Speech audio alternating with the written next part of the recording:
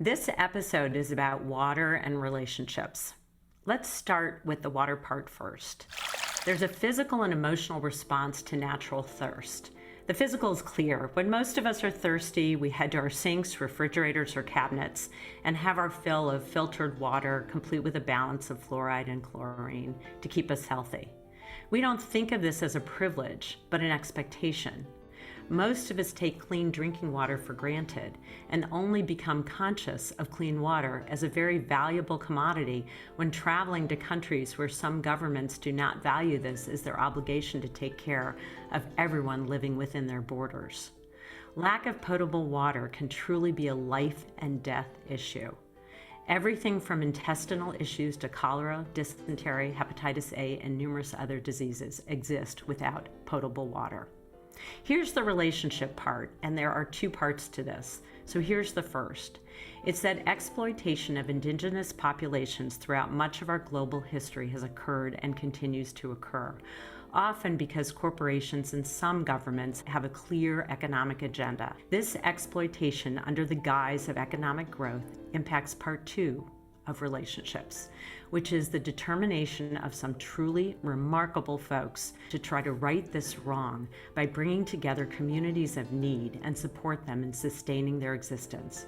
Reducing exploitation by increasing indigenous populations' capacity for sustainability through the collaborative process of bringing clean water to their region as a collective effort is key. One of the most threatened regions from deforestation and pollution is one of the largest rainforests in the world, the Manu Biosphere Reserve, which is an important model region for the sustainable management of natural resources and natural conservation. Manu Biosphere Reserve embraces an area of 18,000 square kilometers, larger than the state of Connecticut, of tropical habitats throughout the entire watershed of the Manu River. It is considered a global hotspot for biodiversity with 1,005 species of birds, 10% of the world's total avian biodiversity, 222 species of mammals, including 13 non-human primate species, and 287 species of reptiles and amphibians, and 1,300 species of butterflies. Welcome to Small and Gutsy, our podcast featuring nonprofits and social impact organizations under $10 million. My name is Dr. Laura Witkoff, and I'm excited and proud to be your host. We hope you'll love the stories as much as we do, and perhaps you will find needed services, a job, volunteer, invest in, or donate. Please pass along any valuable information you hear today to others and send me the name of any organization you'd like featured at lwitkoff@gmail.com. That's 2 T's and 2 F's. Since 2003, Rainforest Flow has collaborated with Peruvian health and environmental agencies and indigenous communities to deliver more than 64 million gallons of safe drinking water to 4 villages in this global biodiversity hotspot. Rainforest Flow trains Indigenous Water and Sanitation Committee members to be leaders of their communities. Our guests are really incredibly amazing and special. From the life of an LA's fashion and advertising photographer to the depths of indigenous villages in Peru, founder and executive director Nancy Santullo has more than found her life's calling, and we are all very grateful to her.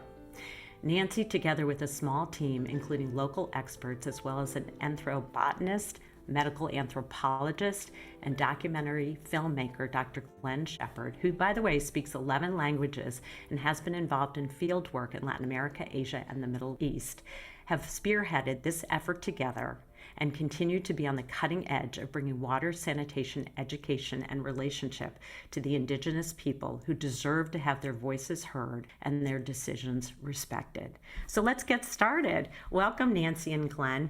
Please, I have a few just introductory questions. Please share your passion, how this started for each of you, and how you two got together. I know how we got together, relationship, right? It really was based out of relationship. I was searching, right? I was at a crossroads in my career as a photographer. There was a longing inside of me that knew that there was something more within me. I began to really just go on an inner journey. And I don't know, I think it started with hearing about someone that had gone to Brazil to drink ayahuasca. But what was really at the base, the core of what I was looking for is I wanted to connect with indigenous people that still lived connected to the land. I wanted to know, and the other internal longing was about what happens when we reach that point where we say, Uncle, no more. I can't go any further. This is not my fault. I can't go any further. I wanted to learn that, what was it to evolve victim consciousness? That was a real, I was in a study. I love the energy practice world. I was a commercial photographer, fashion and advertising for so many years. And it was really about documenting the physical beauty in people, but you couldn't document the physical beauty without that moment of their internal beauty, just I love that. blasting through their eyes, right? That was really the key. And again, in photography, it was about relationship, because the more comfortable someone felt with you, the deeper you could capture who they were. And so with all of that and bubbling up inside of me, I wanted to take a trip. And it was the interesting thing, because I was consulting with a wonderful Taoist master, a very well-known man in Los Angeles called Master Watching Me. And he had said, if you want my opinion, and he did my Chinese astrology, and he said, if you want my opinion, go south. I said, just go south. And, I was studying Qigong, and I heard of a woman that was going to Brazil to drink ayahuasca. And I said, I'm going to Peru. I don't think I even remember learning about Machu Picchu in high school, but we did. So I packed my bag and I showed up, and I spent 3 months in Peru. One day I was walking up the street, and I went into an office that was selling rainforest tours. And I said, I'd like to go to the rainforest, but I don't want to go in as a tourist. And she ultimately, we've gone on to be best of soul sisters and friends. It's beautiful. And she was a biologist who went into ecotourism, and she presented me to Glenn. And she said, if you really want to if you're really serious about this, you have to know and connect with Glenn Shepherd. The first time I reached out to Glenn was 2001. And I wrote him this long email and sent him my letter of how I was going to go to the forest and bring water. It was initially water.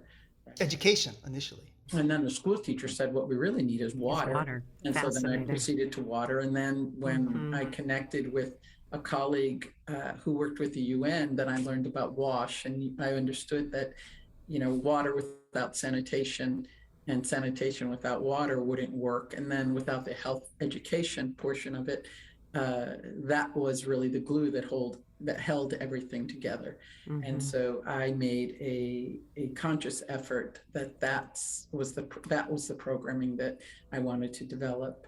And I reached out to Glenn, and the first time, I love my Glenn story, because the first time he was like, just another gringa arriving to the rainforest that's going to save the Indians. And it was never that, because I never really looked at the indigenous people as poor. It was really within my consciousness that I wanted to go there and support people from their place of strength, and not from this victim. That's what's so beautiful. Right. And that was really the core. And that's what I feel the core of of the foundation is. And I think that's the light of it. And I think that's what people get drawn to. Because it's something greater than just bringing water.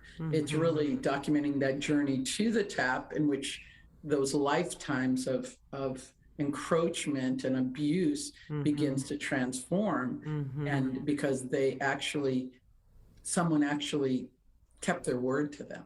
The depth at which your professional background lent itself in some ways to see more deeply into the soul of another individual, I think in some ways allowed you to have an open mindset to not approach something in a more typically colonialistic, we're going to save you, we're going to do this for you, we're going to do this to you, but really we're going to do, you are part of this and I see you. The openness that you clearly had with each other to see the goodness of your approach is exactly what you're providing for not only Indigenous people, but for the rest of us to have a window into how this process can unfold in a respectful, beautiful way. That's what it sounds like to me. It was a process. It is a process. It's ongoing. We Right. learn. And I remember in the beginning, and Glenn would comment on it, that one day we were bringing in materials we began the water project, and the road was horrible. We were stuck in mud, and they had to download all the materials on the side of the road. And I walked in from 2 hours walking in, and I got there, and I'm like, why, to the shaman and my team, and I raised my voice. It's like, you guys, the rain is gonna just ruin everything. Why would you leave those on the side of the road? And they just stopped and looked at me like I was crazy. Mm-hmm. And then Glenn, I told Glenn about it, and he goes, Nan, with indigenous cultures, with the Machigenga, the only time you confront them is in a community meeting or when they're drunk. And so you really did that. Perfectionism in me that wanted everything done right. It was absolutely a process to learn. When she first contacted me, at that point, I'd been working in Peru for about 15 years, working with the Machigenga people of Manu National Park. What brought you to that, even those 15 years before we get into the meeting with Nancy? That's a very long story. The very short version of it is my dad's a doctor. And so I went off to college hoping to become a doctor like my dad. But I discovered, I did a pre-med course, but I discovered that I really liked languages. So I just took all the foreign languages I could. I already learned French, took German, took Arabic. I just took all these languages. And so my first field work was actually in Jordan with the Bedouin. I did field work on Jordanian Bedouin medicine in Jordan. I sort of discovered this field called ethnobotany, medical anthropology, so it's like, how can I combine medicine and languages? Like, how can I do this? And so I figured out, well, ethnobotany is like medicine in different cultures. So I went off to Jordan for a summer. I got funding from the university, spent a summer in Jordan. My TA in Arabic language was a British linguist who'd lived with these Bedouin in the middle of nowhere on the border with Iraq. And so he sent me with a letter, and I wound up in Jordan doing ethnobotany in Jordan. And then during that time, I was writing letters to a friend of mine in college.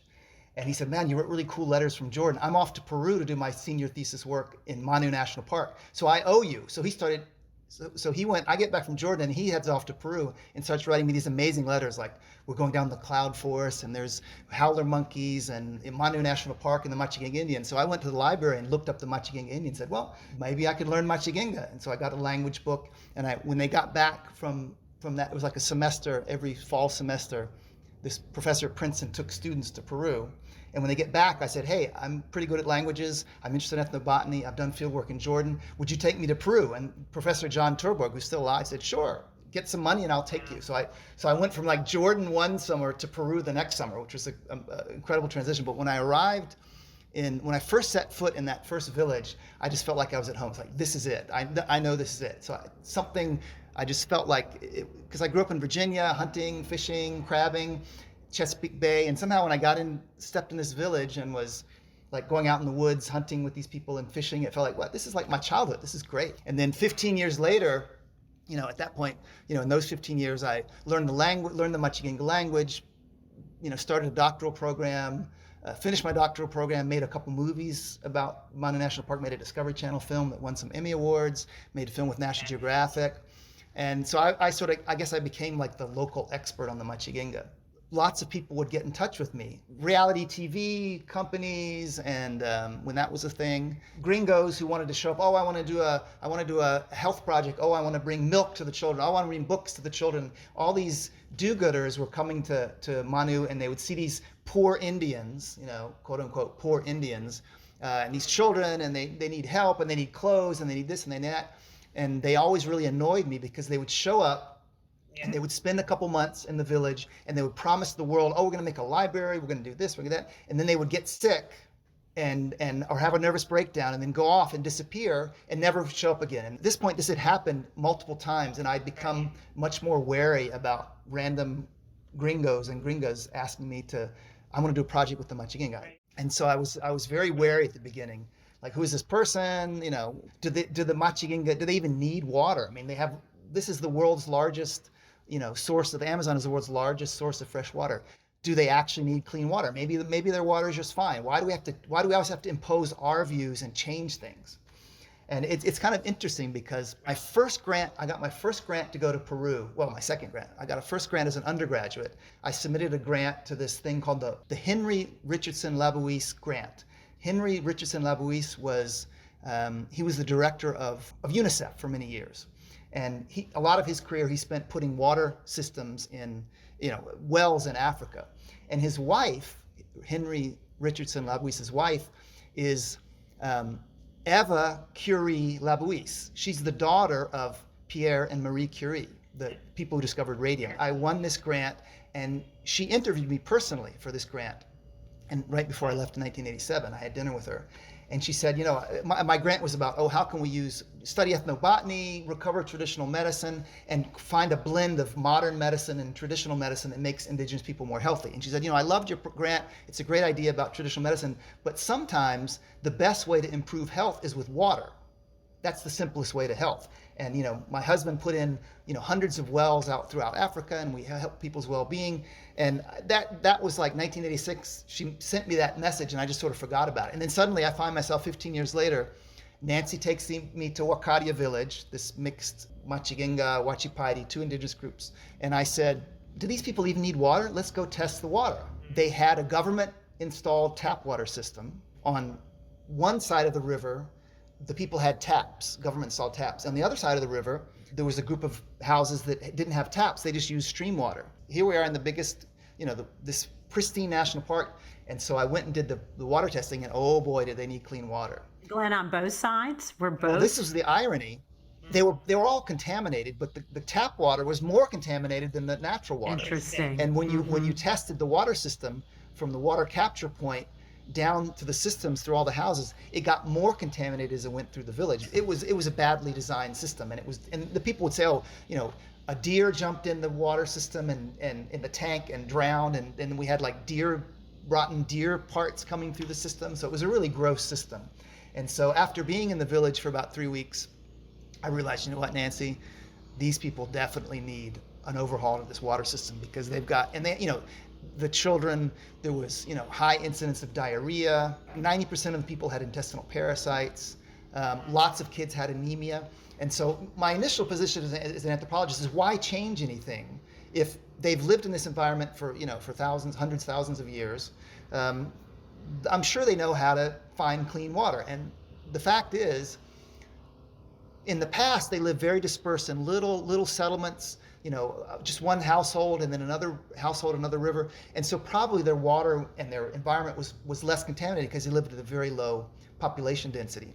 But because of government schools and missionaries piled all these people, for us, a village of 150, 200 people doesn't sound like a lot. But in the past, they live in villages of 15, 20 people. And their culture, their lifeways hadn't adapted to living with 200 people all around a little schoolhouse. And suddenly their environment is full of parasites and the water's full of bacteria. There was no drains on the sinks. So the contaminated water that they were drinking and washing their hands with and cleaning food with would then just come out of the sink straight onto the surface of the school playground and of the houses. After I did this initial study, I was like, okay, I'm on board. Let's see if this will work. How did you know Nancy was different from the other folks who'd come and said, I want to do this, I want to do this, I want to do this? Well, she didn't give up after the first 5 or 6 ignored emails. That was the first thing. She did not give up.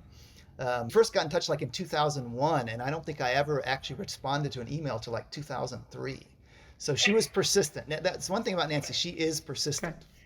And so that was step number 1. Yeah, step number 2 was she showed herself capable of adapting. Her original project was about education, providing tutors for students to study in the nearby town, and basically that didn't work. It didn't work for lots of reasons.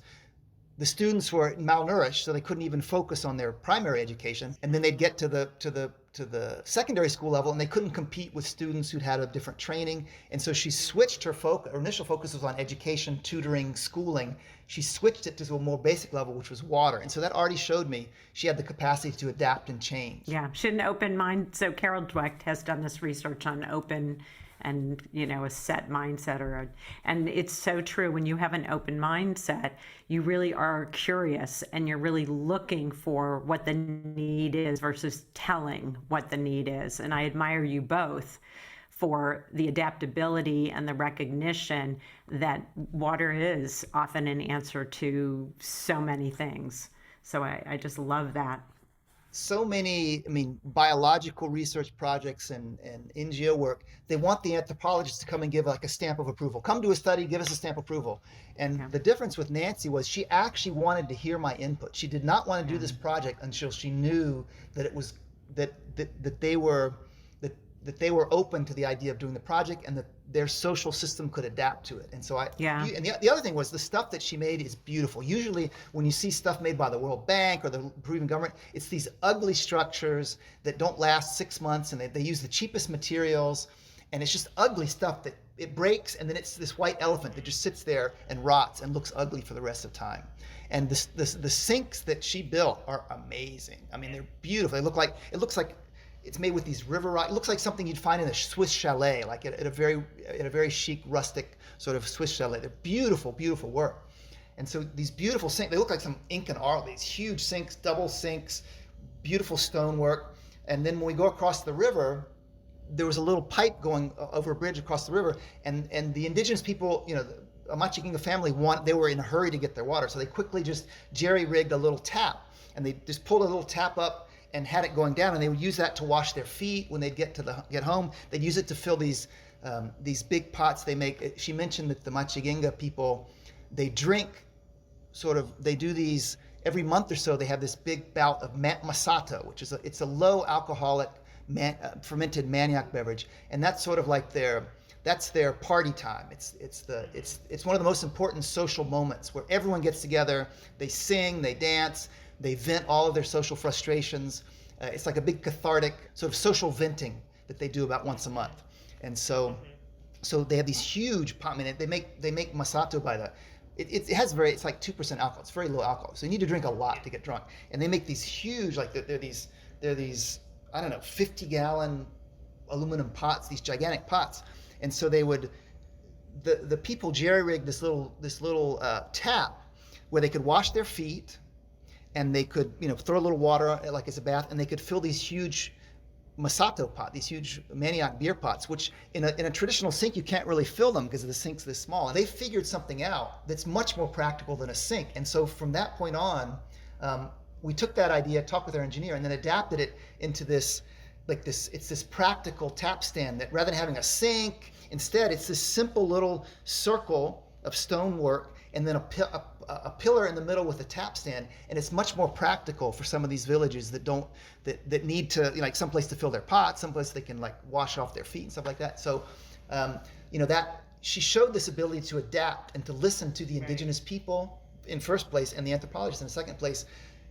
It wasn't like a fixed idea. Most of these projects come in, go down the road, and the World Bank is going to put in toilets, not toilets, latrines. And you go down the road from Cusco to Manu, and there's 50. Every village there's a little blue plastic ugly latrine, and then you go back 6 months later and they're all broken or the doors ripped off and falling apart. And you go 3 years later and they do the same thing over and over. It's like the same model. They just repeat it and try to put it in as many villages as possible. Whereas Nancy's project really, as the project went on, she adapted the technology and the interventions to match the local needs.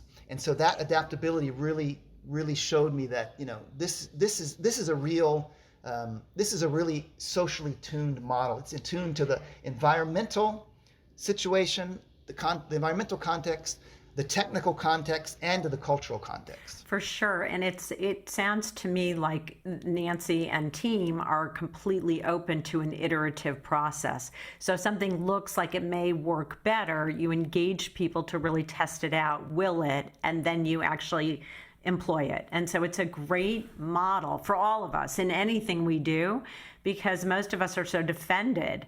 You know, you had this idea, Nancy, you're going to do it this way, and you really did, like, you were so open and curious. And I think it allowed for, when we go back to the word relationship, it allowed for those relationships with these villagers to unfold. So Glenn was sort of a gateway in because you had these relationships, but my guess is they were a little suspect because previous people who had come in, which you in good faith thought they were going to do something really great, and ended up being an enormous disappointment, and for lack of a better word, colonialistic in their approach, and going, I want to do it because this is what I think is needed.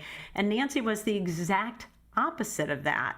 And it's remarkable. So I love that you two partnered in this. I love, Nancy, that you're a determined person who's going to learn and be open. Even the example that you opened with, where you got agitated with leaving things out in this rain and this, but the fact that you took a step back and heard what Glenn said and thought, oh, this is a different mindset that these folks have, and I'm in their world now, and I need to think about them and how they approach, and how can I open these doors, be as accepted as I will be, and consistent in coming up and showing up and being there, and respectful of their culture and their process. And you've been successful doing that. So I want to hear how you did that and how you continue to do that. You're a known entity at this point, but it's still, I imagine there have been barriers, and not always governmental, certainly funding, but individuals themselves who think, okay, you know, you're coming with the savior complex, and that isn't at all what this is about. It was really a process, right? Over 20 years now. And the thing about it is that, how do you say, establishing trust after you've been, you know, people have been in your life that you haven't been able to trust. Right. Who look like you, by the way. People who show up and look like you, I can't trust because look at all the things that have happened. Yeah. Yeah. You know, and I think with Glenn's explanation, it was a collaborative process because no one had ever done it.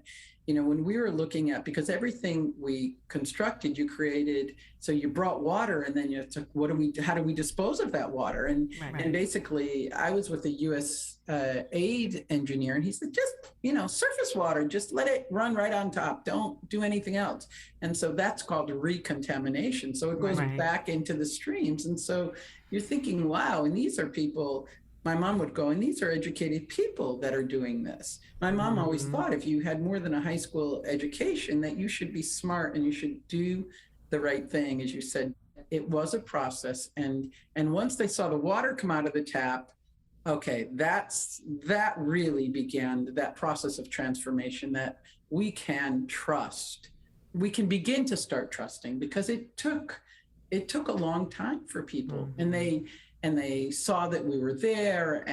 But when it's almost systemic inside of you, it took time. And what I thought was really interesting is that same community, I was inside the park when when Peru shut down the country. And we were I was in the furthest village that we work in, which is 4 days by boat, Yomiwato. And at the best, it's 4 days. It can be 7 or 8. It can be really long. And I remember calling Glenn. You know, Glenn was even upset that I was inside, and here we're inside. So we've got to figure this out.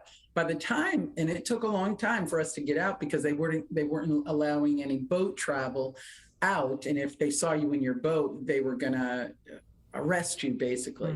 So we got to land, and I was going right outside of Huacaria because I was building bathrooms. We had gotten so far that we did the water, we did the sanitation at the school, and now finally, years later, we got to building home sanitation. And that's really been a game changer for the people in Huacaria.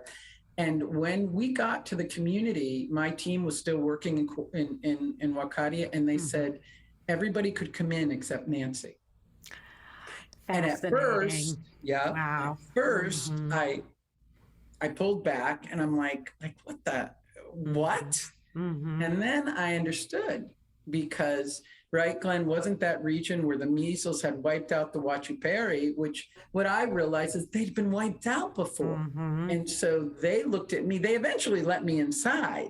But Right. you were And a I was just carrier really, of something, right? yeah, They did not want to be no. infected with And anything. Yeah, of that course. it was beautiful because my project supervisor said, be careful, man, because if COVID does go inside, they're going to point at you. This was in February 2020, before it was even, I think there was like 2 cases in the US. And I spoke to a friend of mine, Dr. Douglas Yu, who's been a friend of the project for a long time. He's a biologist. We've worked a lot together with the Machiginga. And he's an ecologist. And he told me in February, end of February, he said, this thing is going to be bad. Yeah. This You were at my house, Glenn. We were on that line. we were talking with Douglas. That's right. And Douglas said, this is going to be bad. He says, if you don't stop that illness from getting into Manu Park, it's going to kill these Machiginga. It's going to kill the people. And he said, you need to get in touch with those people and tell them now. And this is 2020. Nancy's been working there for, almost, in the region for 15 years or more. And so they really trusted her at this point. And so, and I speak the language, so we had this meeting, several meetings with the different community leaders through internet, on Zoom actually, and said, there's this new disease coming. You may not have heard about it yet. It's really contagious. There's no medicine for it. We highly suggest that you preemptively shut down. You don't let anyone in or anyone out until further. And they listened to us. And before the Peruvian government and before the park shut down the park, they decided we're going to stop letting outsiders in. And so it really, the fact that we'd established over many years a trusted network allowed them to take preemptive action against COVID. And then, then the park kicked in and the Peruvian government kicked in with these very strenuous policies. But, they didn't have any COVID cases until after everyone was vaccinated. Most of the villages were all down for the vaccine. They got the vaccine. They were sending helicopters. The Peruvian government did a great job. The first priority was, elderly people and indigenous people in the preventive side and getting the vaccines out. They weren't so good on the treatment side. They didn't order enough oxygen, and that's another problem. But in terms of prevention, lockdowns, vaccinations, Peruvian government did a good job. And so they sent helicopters in to vaccinate the people. And one of the villages, there was an evangelical Christian school teacher, not indigenous, from the outside. And we've seen this over and over again in Brazil and Peru. The evangelical Christians, there's a whole lot of fake news about vaccines that circulates, that the vaccine is the number of the beast. Misinformation was circulating in the Amazon in indigenous communities, especially through evangelical Christian networks. And so this one school teacher told the people the vaccine's going to kill you, it's the number of the beast, all this crazy stuff, and they didn't want to take it initially. And I got on the phone and I talked to them. I said, listen, in their language, and I explained, and they finally accepted it and they got the vaccine. Thank goodness. That's a really huge barrier for folks, and the misinformation is pervasive. And when they trusted previously, as we've talked about, they've been not only disappointed, but in some cases annihilated. They've lost things as a result. But you've worked so hard at building these relationships. And I think a big piece is also, Glenn, the amount of time you've been there as well, that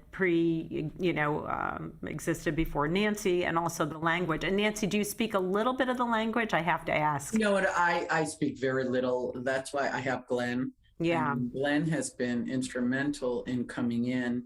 I was learning Machiganga from Carmen. Remember Glenn, Carmen, Tomas's wife? But what we really try to do is bring Glenn in at strategic times that we translated our meetings into Machiganga, and whether That's Glenn so was great. there or whether that was a very important, important point, especially in the communities inside, where in our first community, Spanish was really, they understood Spanish, but they still, their mother language is what they'll always set to, right? Right, and they're more comfortable and they feel safer. There's a level of safety and trust when you make an attempt to speak their language. I always said to Glenn, I go, you're really, his heart opened so much. He's in such a place of openness and receptivity that he's inside.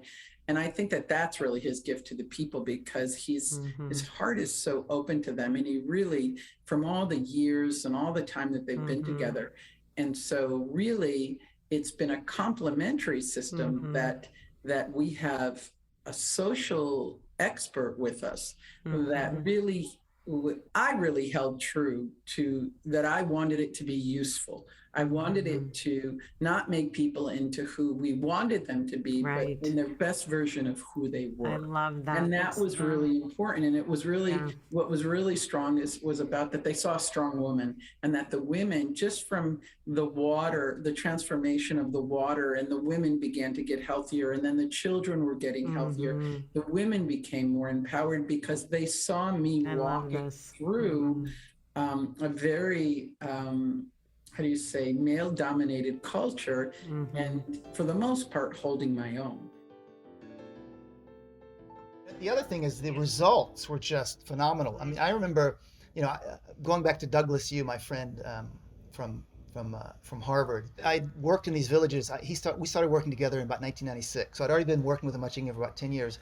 And I basically accepted life with a constant state of diarrhea. I had constantly low grade diarrhea. I would eat with the people. I would drink the water. I said, I'm living here. At some point, they adapt, I'll adapt. And they don't adapt. They have, a lot of people have diarrhea. They don't adapt. I didn't adapt. They're sick, right? They're perpetually kind of ill in a way. Yeah. It's chronic. And I was constantly had low grade diarrhea just for 10, 12 years. Just like, that's just the way it is. And Douglas was the one who said, there's no reason to do that. There's this iodine. It's this treatment called Polar Pure. And as soon as I started taking Polar Pure, well, two things. All the water that I got from the river to drink, or the stream, I would either use Polar Pure or boil it. Yeah. And when you go to people's houses to drink masato, to drink maniac beer, which is, like I said, it's this really important part of their culture. If you don't drink it, you're not human. You just have to drink with them. Fermentation is a form of water treatment. Much of the water that these people drink is from maniac beer. And so fermentation, both the alcohol and the lactic acid kills bacteria. And so what I started doing after a certain point is I would ask them, if they served me sweet maniac beer that hadn't been fermented, I said, no, I prefer the fermented stuff. And between those two steps, always using Polar Pure boiled water, and only drinking fermented maniac beer, not the recently prepared stuff that still has bacteria in it, I never got field diarrhea ever again.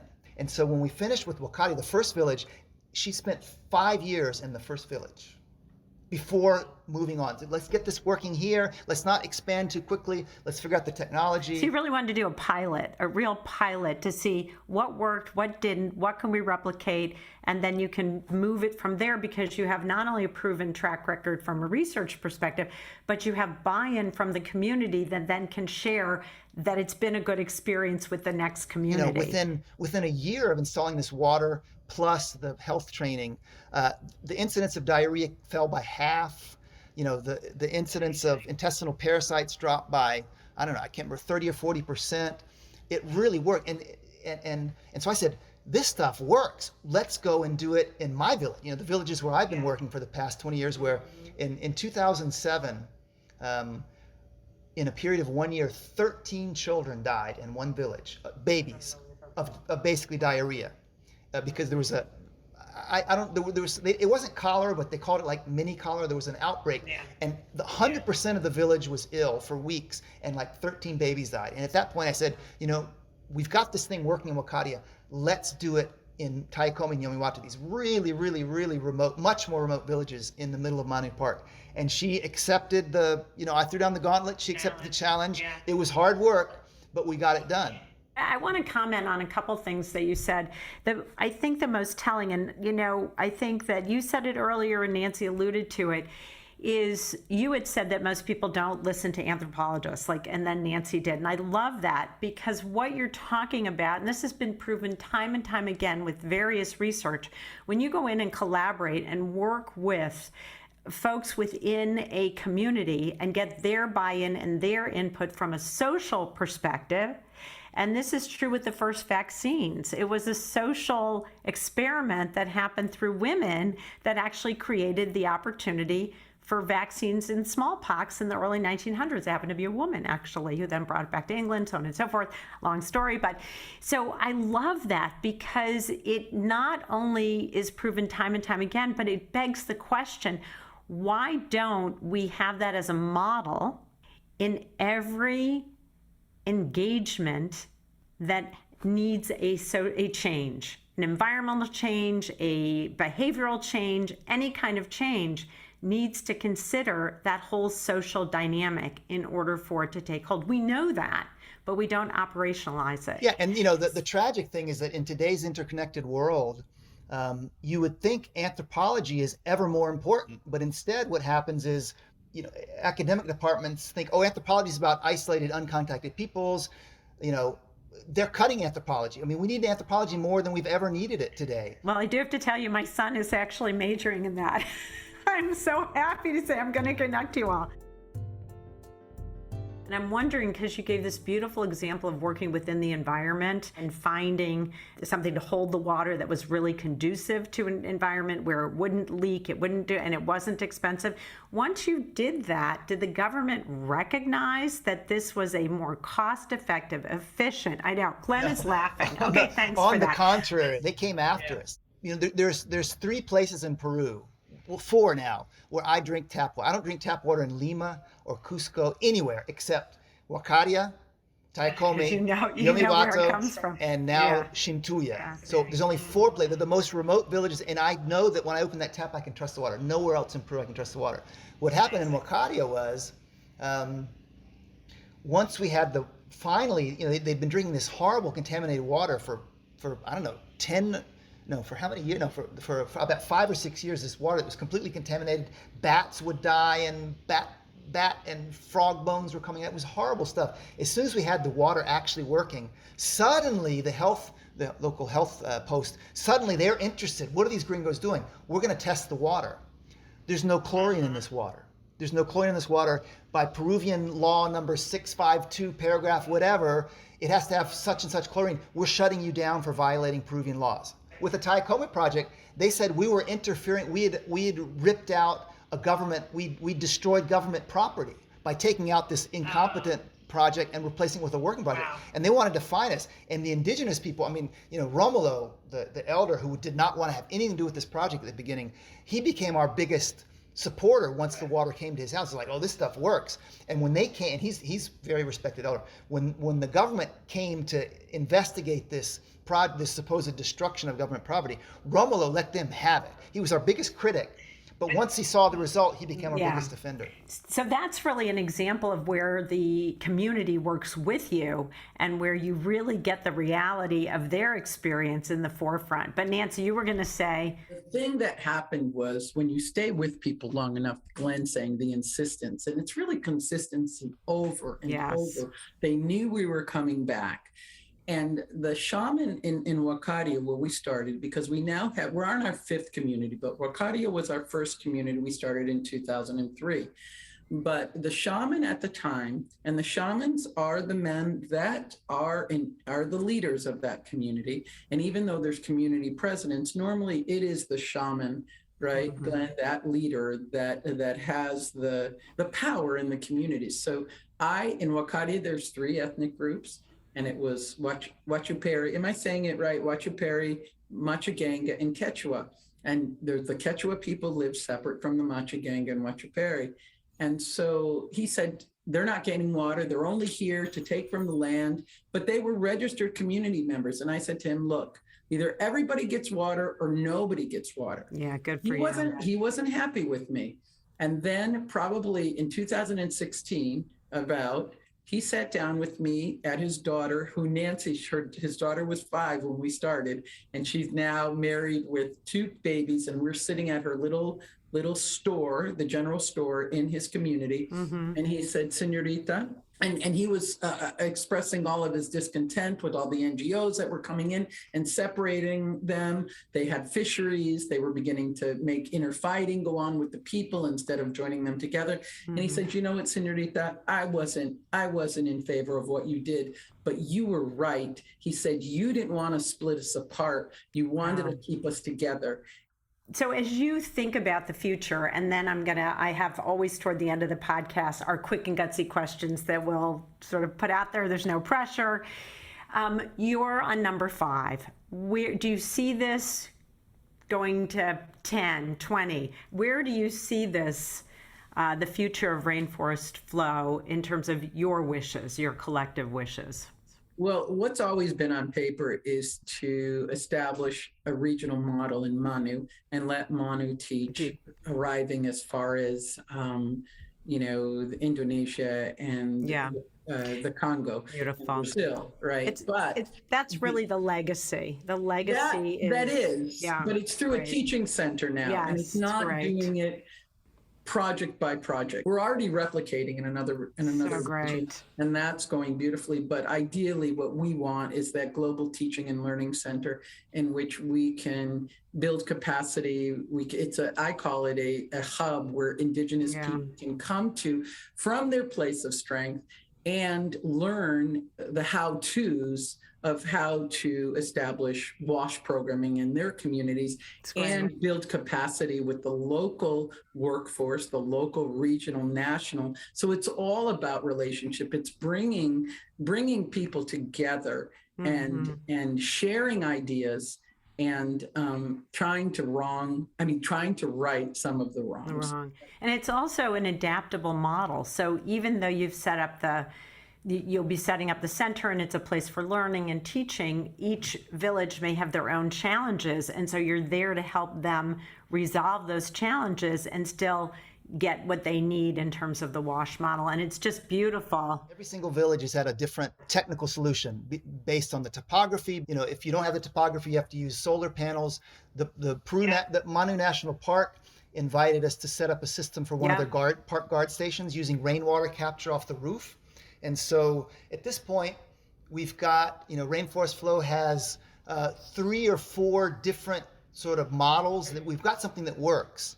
And now, 18 years later, the idea is to, rather than going village by village, to create the center where people can come to it and learn from it and take it back to their regions. And Peru is no longer a poor nation.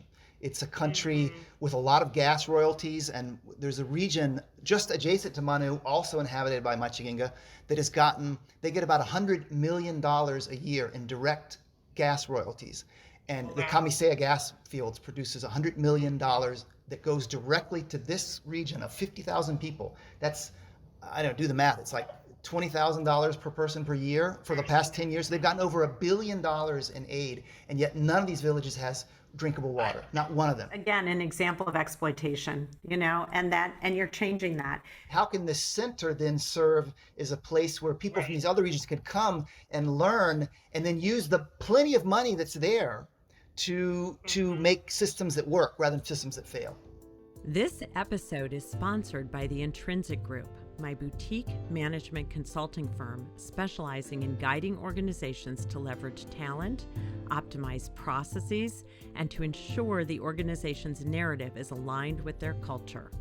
If you'd like to sponsor an episode, please reach out to us. To see all the small but mighty organizations we featured, check out our incredible infographics in the stories section of the Intrinsic Group website. So this leads us into my quick and gutsies. So you've sort of answered some of these throughout the interview, and it was great, and you all are just a wealth of amazing information, and I really am hoping and praying that the center gets built, and it sort of kind of leads into the first question. So these are our quick and gutsies. So what is at the top of your wish list? But the answer can't be money or funding. It's easy for me. The top of my wish list is that we are able to take this technology into Brazil, where I've been working with indigenous groups that have suffered from from ill health. And we have a working model now. I've shown the videos and the photos to the Kayapó Indians in Brazil, Baniwa Indians in Brazil. They're very excited about doing this work, and they can't wait to come. They're literally willing to pay their own plane tickets to come and see what we're doing and find ways of bringing it to Brazil. So my number one wish is bring this same technology to Brazil. My wish is really to create this center in which champions human potential, that champions it from a place of strength and not weakness, and a place in which becomes respected, in which people know where they can come to find solutions, solutions to not only water, because it is water, but it's the water and sanitation is disguised as just being here and living from a place of strength that helps each other, because as we learn, we go on and help other people learn. So it's really important to me, and my wish for Rainforest Flow is that our reach is broader, and that more people can come to us, and more collaborations can happen, and more change can be instilled from that type of gathering of human potential. You know, it's so amazing, Nancy, because there's so much theory that I can cite that speaks to that type of approach. And yet you are a lived experience with Glenn in doing this. And so I am so happy you said it's not just about water. People can use this center to come together and figure out what issues in their community do they want to solve with the same mechanism. You've used water as an amplification of bringing people together because it's a necessary need, and it really is the answer to so much. It's just right, flow. I love that. And I had done a podcast with a community up in the Boston area of kids in inner city connecting with kids who are not in the inner city. It's called Spark Share. I love this guy, and he's trying to create youth driven to solve issues in their own community by building community with adults, with decision makers, but with youth, because it impacts them. And it's just the same concept. And Glenn, the only other thing I want to respond to you, because I meant to say it earlier, but your conversation was so good, it kind of just flowed, is that you have a 12th language, you both do. And it's the language of heart. It's the language of being present. It's the language of showing up and being open to how and what people share with you. And that's a language I love personally. If you were to think of a song, or it could be a lyric, that describes Rainforest Flow, what would it be? I go with Creedence Clearwater. That's a whole group, right? Is there a song? Great. Is there a song? Is there a particular song, or just the group?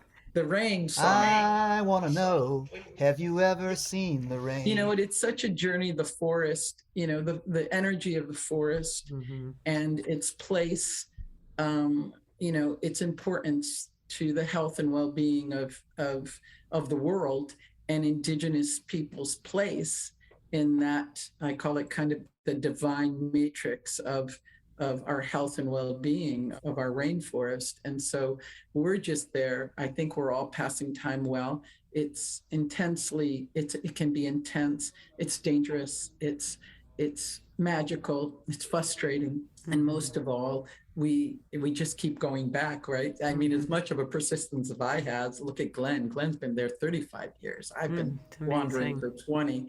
And, you know, when you find something that you love, you do it. You know, we both don't do it, right? Glenn, I don't want to include you and me, but we haven't established our careers that we did it for money. We did it to follow our heart's song. Right. That's for sure. We certainly didn't do it for money. Right. But also money's an important tool. Of course. Which now we know that you can't ignore that. To go to the next level, there must be the funds that allow it to be stable on that level, that we're not living, you know, just as water is sustainable for life, money is a sustainability material to be able to create something that lives longer than many of us will. What makes Rainforest Flow gutsy? You're gutsy. It's the people. It's the people that have gathered, who've shown up, you know, that said yes. Right? Because we could have all said no. You know, I could have just been like a regular tourist. Okay, I'm going back to that fashion world. I'm going back to LA. Right. But I said yes, right? And then I invited other people to come on. So it's a metaphoric train of life. And I think that's what makes Rainforest, that's the beauty of Rainforest Flow, are the people. Gutsy is going up a dried out riverbed, hauling a boat for 3 or 4 days over logs. Gutsy is sinking into the mud up to your knees and getting your boots stuck in the water capture point. Your flashlight battery dies and you're filthy from the day's work, and you got to run down to the nearest stream and take just a quick bath without a flashlight and just hope that you don't step on a snake. I love it. Those are huge visual examples. What is something that outsiders or maybe even a few insiders don't know about Rainforest Flow? I think that it's about the betterment of self, that it's beyond water. That's very true. I think at every level, I mean, that's not only about, I think it's even more about betterment of the team. When you go into these villages, even someone experienced like me, most of anthropology is writing stuff down, taking notes, interviews. This is construction work. And it's hard work. And it's challenging for the team that's in the field, it's challenging for the indigenous people. It's sometimes it's a rhythm of work that they're not used to. They're used to having they go to their gardens. This is like really intensive digging and carrying cement and stuff like that. So, but not just the indigenous people. It's not just about them bettering their health. It's about the whole team has to encounter this. Like Nancy said, say uncle, you encounter this when you go into the rainforest and you're working in a place that's so uncomfortable for many people in this cultural setting that's so different. So many people hit a wall of uncomfort and social, not understanding the social setting. And how do you overcome those physical and environmental and cultural limitations to become a better person? And that's as much about every single member of the team has become, and that includes me, includes Nancy, and every single member of the construction crew have gone through this process of giving of themselves, sacrificing of themselves to create this, create a betterment of quality of life for indigenous peoples. And that's made us see dark things in ourselves and overcome dark things in ourselves and become better people. I love that. It's beautiful, really beautiful. If you could get one celebrity or influencer to endorse or talk about Rainforest Flow, who might that be? I mean, the first person that comes to mind is Leonardo DiCaprio, because he's already working on water. We've always wanted to get an in with the Gates Foundation, but their focus seems to be more Africa than South America. But again, when you're creating a model center, it doesn't mean folks from Africa can't benefit from that, which I think was Nancy's point before. So it's great. Nancy, anyone come to mind for you? I have a favorite just because we used to work together when I was a photographer, and she's gone on to be a very big film star, which is Cameron Diaz, and she loves Peru. And I think that what I love about the realness of her and her ability, she's low key, and she has a connected world in which she moves around in. And we work together. I used to call Cameron my good luck charm because I used to hire her all the time. And one of our last jobs together, she was going on to go to cons to do masks. They were showing the screening of masks that day. So I haven't been able to reach her, but perhaps one day. People do need to know what you're doing, which is my hope for you to use this podcast in any way that you want. What's the best way for people to reach you if they want to volunteer, donate, get involved in some way? They can go to our website, which is rainforestflow.org. They can follow us on Instagram. We're on Facebook. We're on Twitter. Love it. And they can contact me direct at info@rainforestflow.org or call me direct, and all that information is right on the website. Thank you. I just want to take a moment and tell you both how amazing this conversation was for me, how much I learned about not just your own personal journeys, not about what you're doing in these villages, but really a moment about choice, about choices people make in their lives to really get outside of themselves and make the world a better place. And each of you have truly done this. And I can honestly say I'm in awe and appreciation, and whatever I can do to help support this center, because I do believe it's more than water. And I opened this, not even having talked to you, Nancy, about this. I did this, really trying to put myself as much as I could in your place about water as a mechanism, but relationships. And that's the word that I use. So somehow you were connecting to me without knowing it. And I am just grateful. I'm grateful to bring this to as many people who will listen to it. And so thank you Thank both. you. No, you're very magical. And I thank Judson Rothschild, our board member, long time. Judson's been with us since 2005. And he kept insisting. And I was just so overwhelmed with, as I often am, being the chief cook and bottle washer. Absolutely. But what I want to say is thank you, because you got it. You read between the lines, and very few people have that quality.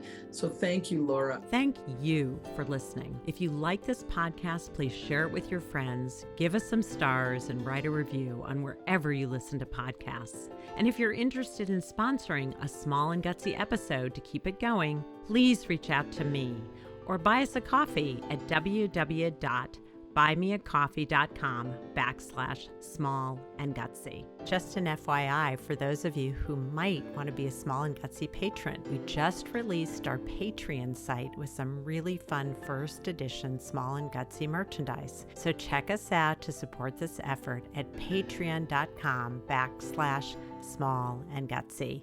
Of course, we can't take responsibility outside of our own vetting of the organizations we interview, meaning we encourage you to do your own due diligence and research them as well. I want to thank my partners in this endeavor, the Intrinsic Group, the volunteers, my co-producer, sound engineer, and composer, the amazing Pavel Franson, Nate Addy for the exceptional logo, and all the friends and family who have guided and inspired me. A very special thank you to my biggest champion, without whom I could not have created this project, my very best friend and a true sounding board. Thanks, Mark Witkoff. Thanks for being there. From small and gutsy to big with impact, I'm Laura Witkoff, and thanks for listening.